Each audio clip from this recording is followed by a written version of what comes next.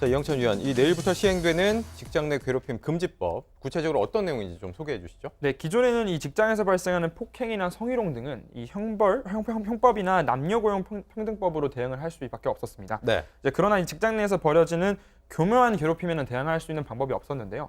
내일부터 시행되는 이 개정된 근로기준법을 통해서 이런 교묘한 직장 내 괴롭힘도 대응할 수 있는 방법이 마련됐습니다. 개정 근로기준법이 정의하는 직장 내 괴롭힘은 총 3가지 조건이 있는데요. 첫째, 직장에서의 지위 또는 관계 등의 우위를 이용한 경우. 두 번째, 업무상 적정 범위를 넘어 시행하는 경우. 세 번째, 다른 근로자에게 신체적, 정신적 고통을 주거나 근무 환경을 악화시키는 행위. 이 3가지 조건을 모두 충족시켜야 직장 내 괴롭힘으로 인정받을 수 있습니다. 이 3가지 조건이 돼야 한다는 것인데 사실 뭐 기존에 뭐 직장 내에서 폭력 문제가 있었거나 뭐 성희롱 문제, 성추행 문제가 있었을 때는 형법으로도 처벌이 가능했지만 좀 애매한 경우가 많았다는 거잖아요. 네, 그렇죠. 그러니까 명백하게 폭행이나 성희롱 같은 경우는 다른 법을 통해서 이제 처벌을 할 수 있었는데 이제 그렇지 않은 이 은근한 따돌림이나 이 교묘한 따돌림 같은 경우는 대응할 수 있는 방법이 없었습니다. 그러나 이번에 이 법이 시행이 되면서 좀 그런 부분들이 개선되지 않을까 생각합니다. 예컨대 여직원에게 호감을 가졌는데 안 만나주고 남자친구 있다 그러니까 주말에만 일을 할 수밖에 없이 금요일날 많이 일을 몰아줘서 괴롭힌다라거나 뭐 이런 게 있는데 우리가 또 간과해서는 안 돼. 이 3가지 조건을 다 충족해야 되는 것에서 직장 지위 또는 관계의 우위를 이용한다는 게 돼 있어요. 네. 이 지위가 대부분은 아마 직급일 거고 우위 그럼 나이일 텐데 제가 60대여서 그런지 모르겠지만 60대라고가 사실 50대, 60대가 직장에서 정말 따돌림 많이 당하고요. 네. 굉장히 외롭습니다. 뭐 꼰대라고 얘기도 하고 우리가 들어가면 갑자기 입을 닫고 조용히 하기도 하고 네. 그래서 요 조항은 조금 수정이 돼야 되지 않나. 은근한 따돌림은 꼭 젊은 사람이나 어린 사람만 당하는 게 아니라는 그래서 거. 유 의원께서는 지금 이게 그러니까 상사들에게만 적용된다고 좀 오해하실 수 있는데 네. 사실 그래서 그렇죠. 네. 이 법에 대한 좀 설명이 필요할 것 같습니다. 왜냐하면 고현준 의원. 후배가 선배를 괴롭혔을 때 만약 이렇게 그럼 적용이 될 것인가? 네. 적용이 된다는 겁니다. 그러니까 그 위계, 우위를 가리는 그 기준이라는 게 반드시 직급이라고는 얘기치 않는 거예요. 예컨대 재벌 3세가 부하 직원으로 들어왔는데 그 재벌 3세인 사람이 과장이나 부장을 뭐 여러 형태로 괴롭혔다. 그렇다면 이것도 이 직장 내 괴롭힘이 될 수 있다라는 거거든요. 직급 자체는 회사 내에서 낮지만 이 사람이 가지고 있는 그 직장 내의 영향력, 위력 이런 것들이 더 크다고 본다면 후배가 괴롭혔을 경우에도 이게 직장 내 괴롭힘이 된다는 것입니다. 영향력이 네. 없는데 꼰대라고 미워할 경우에는 어떻게 해야 됩니까? 그건 얘기가 다른 부분 아닐까요? 그러니까 따돌림을 당하는 누군가가 따돌린다, 괴롭힌다라는 게 단순히 나이 많다는 이유만으로 그렇게 나가는 것이라면 네. 그건 또 다른 형태의 괴롭힘이라기보다는 또 다른 형태의 범죄가 차별. 될 수도 있다. 예. 이렇게 볼 수 있는 것이겠죠. 네.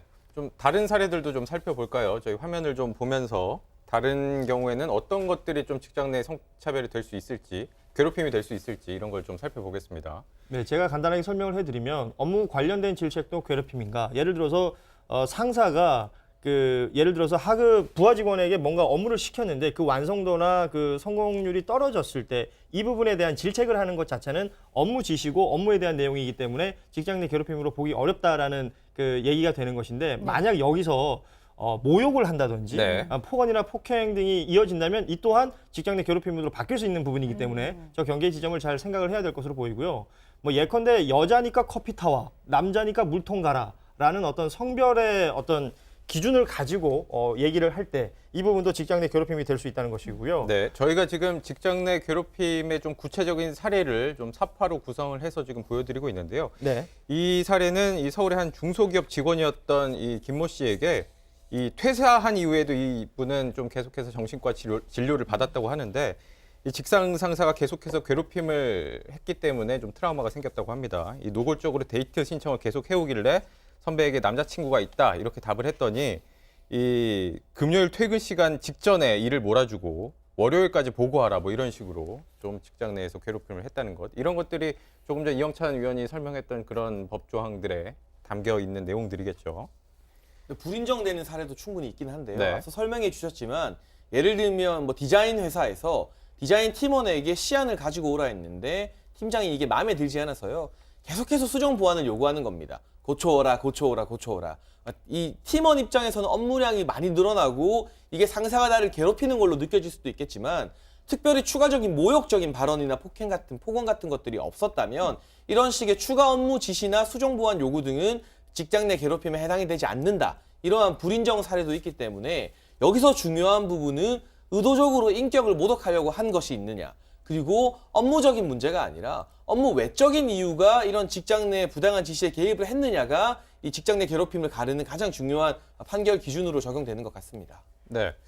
또 한 가지 직장 내 괴롭힘 사례를 한 가지 더 소개를 해드리면 이 지위의 우위를 이용해서 좀 직접 지시하는 관계가 아니더라도 뭐 직급상 좀 직위상의 우위를 좀 폭넓게 인정하는 경우들이 있다고 합니다. 뭐 여자니까 커피 타와, 남자니까 물통 가라 이렇게 얘기하는 건 뭐 커피 타는 것, 물통 가는 것뿐만 아니라 남녀의 역할을 좀 정해놓고 그렇죠. 이렇게 지시를 하는 것들이 좀 문제가 될 수 있다고 하네요.